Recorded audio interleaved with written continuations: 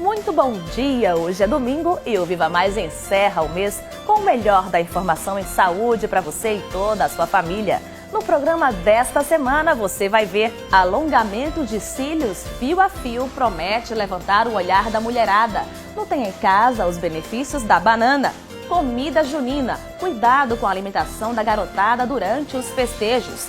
Veja também, a receita de hoje é berinjela parmegiana. E mais, última reportagem da série especial sobre adoção, as questões que envolvem as instituições de acolhimento. O Viva Mais está só começando.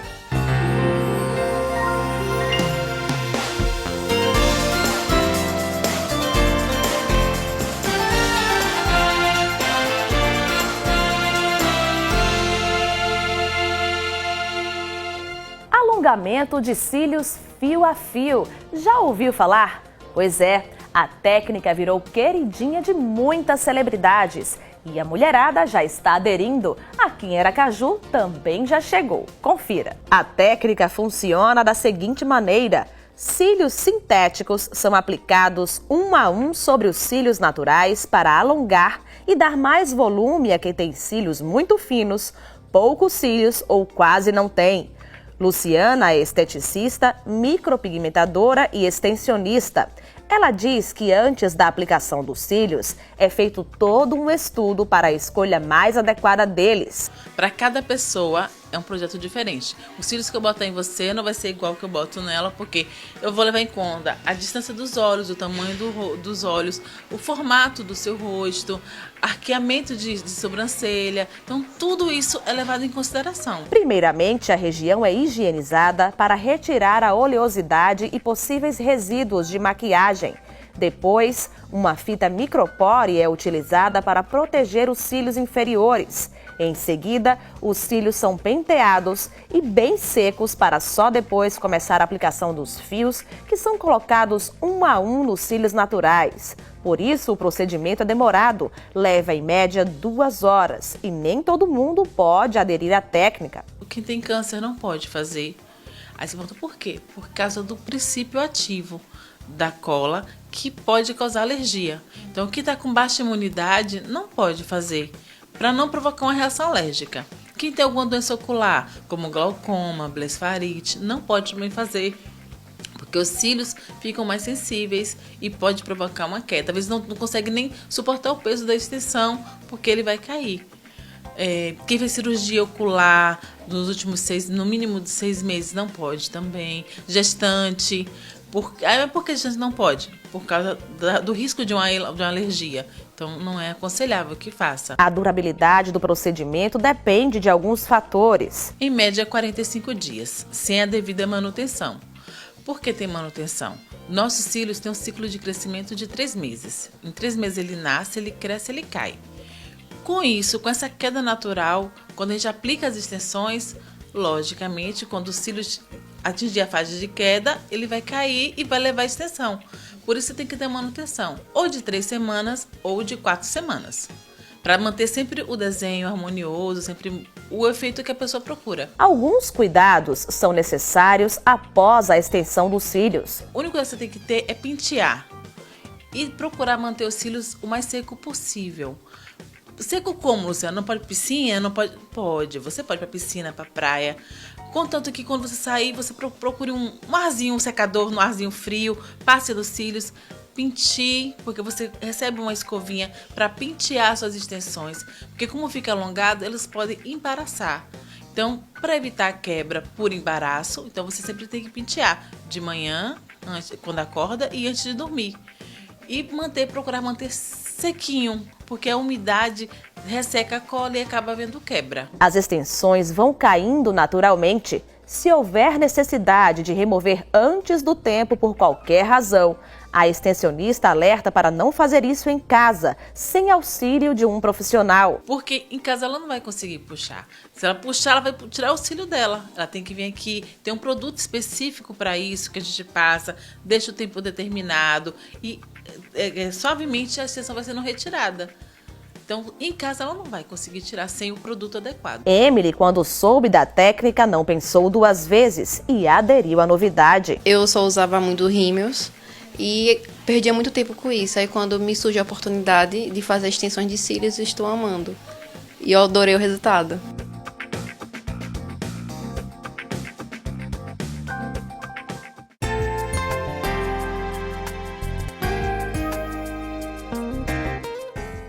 O mês de junho já começou e com ele também chegam as festas juninas. E aqui no Nordeste, de maneira especial, tudo fica diferente. As bandeirinhas e balões enfeitam as cidades. O xadrez toma conta do guarda-roupa e as comidas típicas são um capítulo à parte. E é justamente sobre a culinária junina que nós vamos falar hoje no Viva Maternidade. Afinal, é preciso também ficar atento ao que as crianças podem consumir nesse período do ano. Milho verde, canjica, pamonha, pé de moleque, bolo, munguzá. Esses são alguns exemplos de comidas típicas que já fazem parte das festas juninas. E em sua maioria elas são produzidas com ingredientes perecíveis. Por isso é preciso tomar mais cuidados na hora de consumi-los e de oferecer às crianças. Segundo alguns especialistas, casos de infecção intestinal e intoxicação alimentar ficam mais comuns nessa época do ano. Essas doenças são causadas por bactérias que se proliferam em alimentos estragados. Doenças que não atingem somente os adultos, mas também as crianças. Por isso, preste atenção em alguns fatores antes de você adquirir esses alimentos durante as festas juninas. Observe as condições de higiene e de limpeza do estabelecimento onde você vai adquirir esses alimentos. Os produtos precisam estar acondicionados em temperatura correta e de maneira adequada. Tanto o local de venda como as vestimentas do vendedor precisam passar boa aparência e estarem limpos. Isso é fundamental. Observe também se os alimentos possuem etiqueta com data de validade. Isso é extremamente importante. Além disso, canjica e pamonha, por exemplo, são alimentos que precisam ser consumidos no mesmo dia que foram fabricados. Além da data de validade, também é interessante observar se os alimentos possuem a data de fabricação, o que é muito raro, mas é bom ficar de olho. Se as comidas forem feitas em casa, menos mal, mas os cuidados com a higiene durante o preparo também são importantes. Algumas comidas típicas levam também como ingredientes alimentos mais carregados, como leite de coco ou o próprio coco. Se a criança não tiver o hábito de consumir esse tipo de produto, é interessante ir com calma, oferecer o alimento aos poucos em pequenas quantidades. Dessa forma, diminui as chances da criança ter uma diarreia, por exemplo. E lembre-se, o organismo da criança ele desidrata com muito mais facilidade do que de um adulto. E a última dica a gente sempre fala aqui no Viva Maternidade: nunca medique o seu filho sem orientação de um médico. O Nordeste está em festa, o São João já começou por aqui. Boas festas para você e até a próxima! No próximo bloco, os benefícios da banana para a sua saúde. E mais, a receita de berinjela parmegiana, uma delícia. É daqui a pouquinho, logo depois dos comerciais.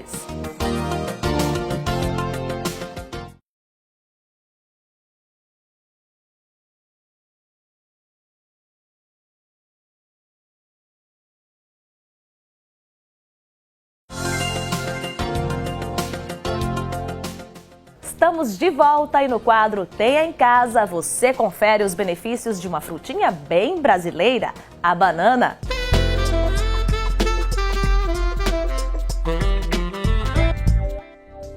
A banana é uma fruta rica em fibras, potássio e vitaminas. Ela possui 3 tipos de açúcares naturais: sacarose, frutose e glicose. Esses açúcares, combinados com a fibra da fruta, promovem grande energia ao corpo. Mas energia não é o único benefício que a banana traz. Ela contém uma substância chamada serotonina, que ajuda a relaxar e manter o bom humor. Por conter ferro, estimula a produção de hemoglobinas e ajuda em caso de anemia. Rica em potássio e pobre em sal, é perfeita para baixar a pressão arterial. A fruta acalma o estômago e ajuda na digestão. Comer uma banana entre as refeições ajuda a manter os níveis de açúcar no sangue elevados, combatendo o cansaço. Rica em vitamina B, ela também acalma o sistema nervoso. Além disso, ajuda a normalizar os batimentos cardíacos. A banana diminui ainda as câimbras e é indicada para quem parou de fumar, porque tira os efeitos da falta de nicotina. E agora vamos à receita da semana. Para quem não gosta de berinjela, esta é uma ótima forma de aderir ao vegetal.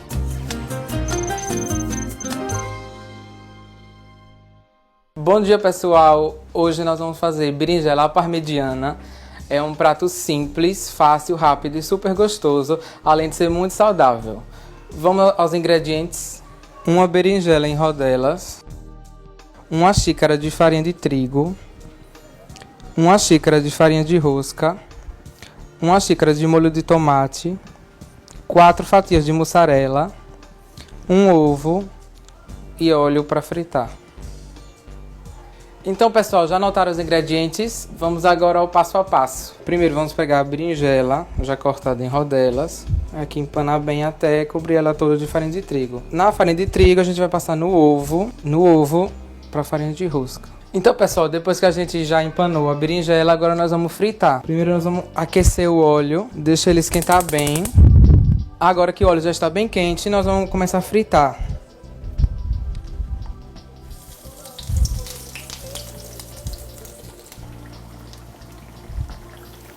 Aqui é bem rápido, só para dourar. Então aqui a gente vira e deixa dourar dos dois lados. Pessoal, depois que fritamos a berinjela, agora nós vamos pegar uma forma untada com um pouquinho de azeite e vamos fazer a montagem. Nós vamos pegar a berinjela, botar molho de tomate, mussarela e vamos fazer as camadas.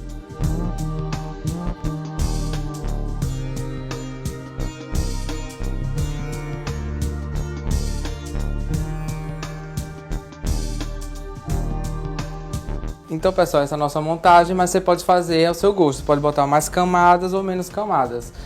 E agora que a gente montou, vamos levar ao forno 10 minutos para gratinar e derreter o queijo. Depois de 10 minutos já está pronto a berinjela. Um prato rápido, fácil e super gostoso. Eu espero que vocês tenham gostado. E agora vamos ver como ficou por dentro.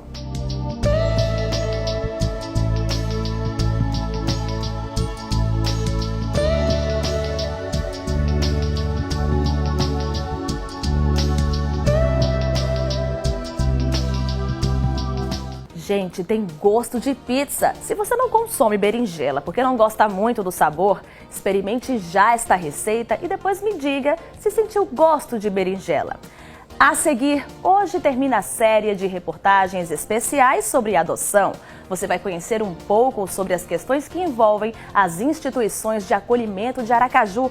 Não saia daí, o Viva Mais volta já já.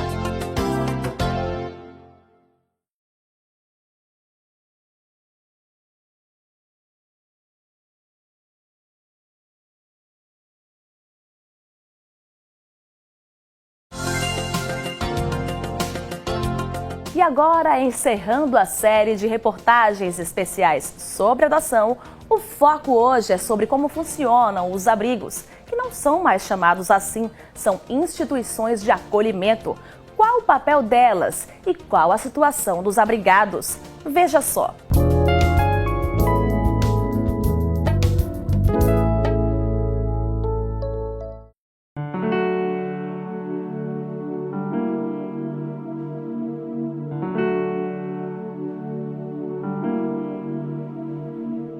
Você já parou para pensar em por que uma criança ou adolescente vão parar em uma instituição de acolhimento?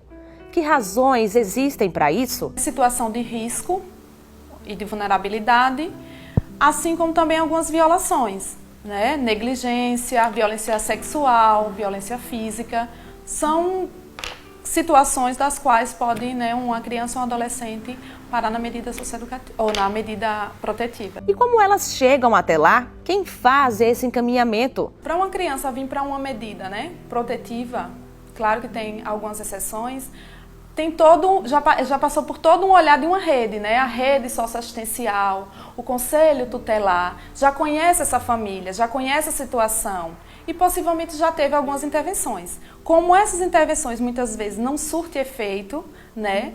Aí sim a criança é afastada do convívio familiar, né? Temporariamente, né? Porque o objetivo é o retorno para a família. Mas realmente o caminho é através da 16ª Vara Privativa da Criança e do Adolescente aqui em Aracaju. De acordo com o último levantamento da 16ª Vara Cível da Infância e Juventude de Aracaju, realizado em junho deste ano, há na capital 56 acolhidos. Ao longo dos anos, esse número vem sendo reduzido consideravelmente. Para se ter uma ideia, em 2005 eram 316 crianças e adolescentes acolhidos.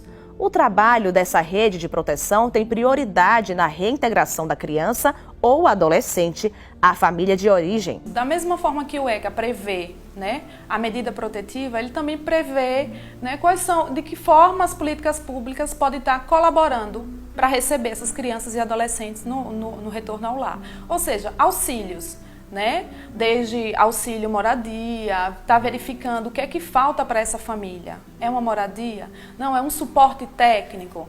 Né? Temos os CREAS, que faz esse acompanhamento também das famílias. Em situações de ameaça ou violação de direito, eles fazem esse acompanhamento da família. E a gente faz o trabalho mais direto com a criança ou adolescente, né, que estão conosco. E a gente vai fazendo esse trabalho também de forma muito articulada, vislumbrando esse retorno. A assistente social Joelma Andrade, que trabalha há 4 anos com instituições de acolhimento, ressalta que a adoção só acontece como último recurso. A gente vai sempre trabalhar, né, com a família de origem. A família de origem são os pais. Verificando que esses são os violadores e que não tem possibilidade naquele momento de receber seus filhos, a gente vai para a família extensa. Os avós paternos, maternos, tios, né, primos, alguém da família com quem a criança tem algum vínculo de afinidade. Então a gente vai estar buscando esses familiares para ver se eles retornam para a família extensa. Não conseguindo, se esgotando realmente as possibilidades, aí é que a gente passa para, né, vem a destituição do poder familiar. Depois da destituição do poder familiar é que vai para o Cadastro Nacional de Adoção. Hoje, em Aracaju, existem apenas 7 instituições de acolhimento, mais especificamente 3 abrigos e 4 casas-lares. Você deve estar se perguntando, e qual a diferença de um abrigo para uma casa-lar? Nos abrigos, por vezes, às vezes eles têm muito esse apoio. Esse apoio em que sentido? Um apoio que não possibilita muito, às vezes, a autonomia. Os nossos utilizam ônibus. Salvo as exceções, eles utilizam, em caso de emergência, eles utilizam o carro, né, da instituição, ou que não é plotado, que não pode estar identificando, ou o táxi. Se precisar ir para uma urgência, passar mal, então utiliza o táxi. No caso dos abrigos, tem alguns que utilizam o transporte, né, os adolescentes, o transporte público, o ônibus, mas eles têm a Kombi, né, que é plotada, tal. Então tem todo esse diferencial. A gente tenta preservar essa imagem dessa criança e desse adolescente. Muitos estão nas escolas e seus colegas não sabem que eles estão em medida protetiva. Esse é o nosso objetivo, tá justamente ressignificando essas vidas e rompendo, né, esses estigmas. Porque a criança que vai para a medida protetiva, ela acaba sendo marcada, assim, rotulada de uma certa forma. As instituições de acolhimento devem ser temporárias, mas infelizmente muitas crianças e adolescentes passam anos e anos, muito mais do que deveriam. E disso Marta Batista tem propriedade para falar. Afinal, ela passou 17 anos em um abrigo. Eu fui para o abrigo dos 4 até os 21 anos. A minha vida de abrigo foi assim. Vocês imaginem ficar uma criança, né, uma pessoa dos 4 até os 21 anos sem a questão da afetividade, que isso é a mola mestra da vida. A história de Marta é de superação e garra. Mesmo com tantas pedras no caminho, ela conseguiu estudar e tem 3 formações: letras, português, psicologia e serviço social. Hoje é mestre em educação. Lá existia um sistema dos pais irem visitar. Como a minha não ia, ou ia raramente, eu sempre queria ter o carinho das outras mães. E eu recebia, né? Mesmo pouquinho, mas recebia. Mas a outra parte da vida, então, eu afogava minhas mágoas, né? Minhas angústias nos livros. Então, entrava no mundo de histórias de contos infantis e depois já entrava nos livros acadêmicos. E isso fez com que eu gostasse de adentrar mais ainda. Não tive tanta dificuldade de fazer os cursos de graduação que hoje eu tenho. Essa jornada, segundo ela, não foi fácil. Nos abrigos é tudo muito limitado. Os abrigos não preparam a pessoa para a vida. após os seus 18 anos, as crianças, os adolescentes ficam sem saber como resolver, porque tudo é resolvido dentro do abrigo. Você tem sua alimentação, você tem o seu estudo e, de certa forma, nós não sabemos como isso conduz à vida, como é que vem para nós. E quem lida com a direção das instituições deveriam rever como, a partir do momento que você sai dos abrigos, como você revê isso. Existe sim, hoje, o jovem aprendiz, né, já insere esses adolescentes, mas nenhum preparo psicológico, nenhum preparo emocional para a vida. Todo mundo sai de lá assustado, porque nós estamos em uma bolha fechada, né, onde a proteção realmente existe, sim. E você sai daí, como é que você vai conseguir resolver a sua vida? A psicóloga Marlisete Maldonado e a assistente social Joelma Andrade reforçam a análise de Marta sobre os abrigos. Se a criança ela vive dentro de um ambiente que não é um ambiente familiar, se ela não está o tempo todo em contato com a realidade daqui de fora, saindo o tempo todo, fazendo as atividades em grupos, fora, indo na praia, passeando no parque, como uma rotina de uma família, como uma rotina de uma criança que vive em família normalmente, que é assim, ela não tem a possibilidade de fazer essas disputas que a gente tem com os irmãos, com os primos, com os amigos. Num abrigo é tudo muito igualzinho, tudo muito uniformizado. Às vezes as crianças se vestem quase de maneira semelhante, os objetos não são individualizados como deveriam. Historicamente, o que a gente vê, né, é que eles ficavam muito isolados. Inclusive, quando a gente fala de institucionalização, era também por conta disso. Porque a saúde e a educação, ela ia para dentro da unidade. Hoje já não é mais assim. Inclusive, na modalidade também de abrigo, né, o acesso tem que ser da comunidade, tem que ser na comunidade.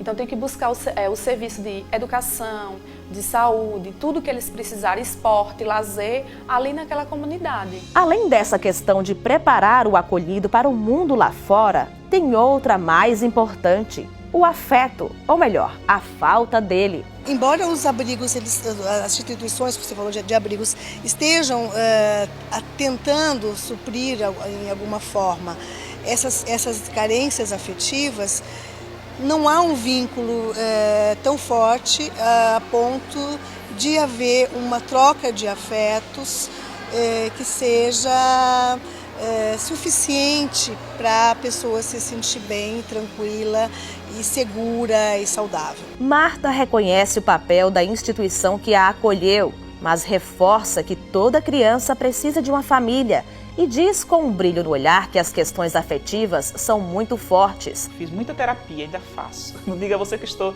100% curado, porque ela está cicatrizada, mas eu sei que esse ferimento existiu, né? Está cicatrizado, mas assim, ficou a marca. Não tem como eu apagar, eu tenho que aprender a lidar com isso.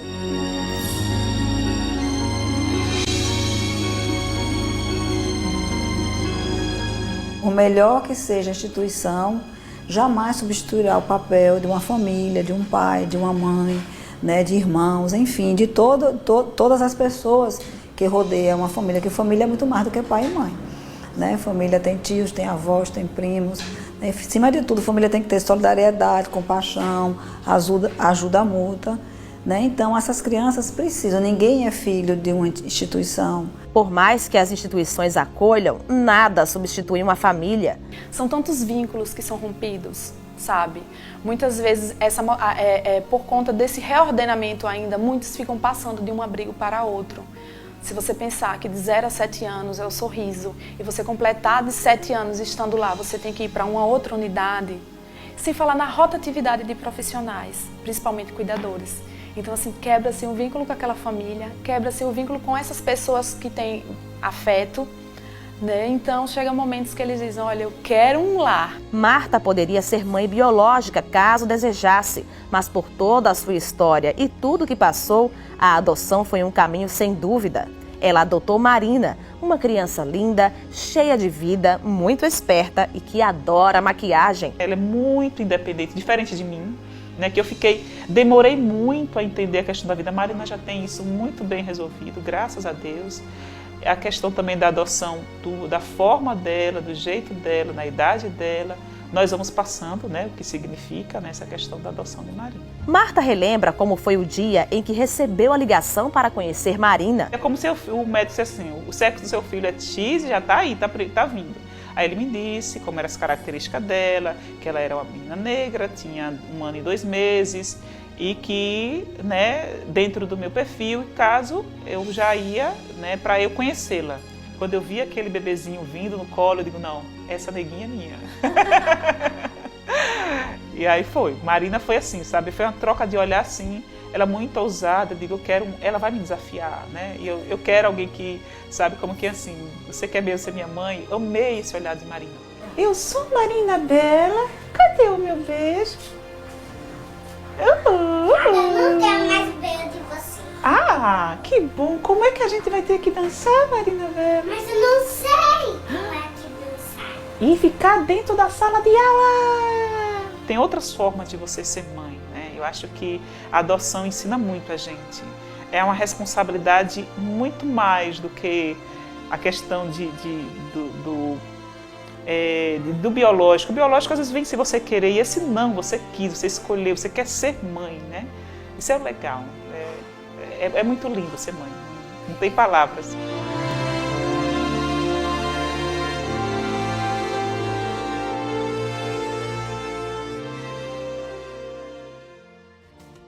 Realmente, família é tudo, né, gente? Que mais crianças possam encontrar famílias para amar e serem amadas. Eu aproveito a oportunidade para agradecer a toda a minha equipe que se empenhou junto a mim e dizer que, dentro das nossas possibilidades, fizemos um belo trabalho que, sem dúvida, vem marcar as boas reportagens do Viva Mais. Agradeço também a todos os entrevistados, entre autoridades e pessoas que, com suas histórias, enriqueceram as nossas matérias.